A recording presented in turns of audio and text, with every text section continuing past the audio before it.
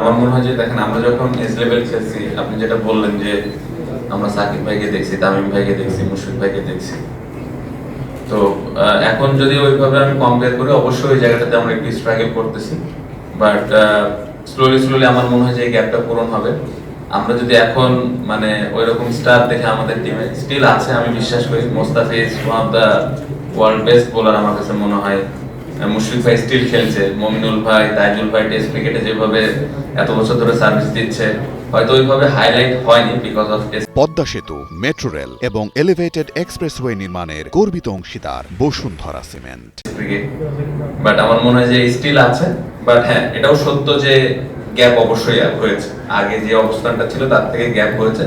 আমাদের অনেক বেশি দায়িত্ব যে এই গ্যাপটা কিভাবে আমরা পূরণ করি, এবং আমরা যদি ভালো অবস্থানে যাই, বাংলাদেশ টিমের জন্য যেরকম ভালো, পাশাপাশি যে ছেলেগুলো যে ক্রিকেটারগুলো খেলতে চায় তারাও আমাদেরকে দেখে হয়তো মোটিভেটেড হবে বা ইন্সপায়ার হবে। সো খুব ইম্পর্টেন্ট।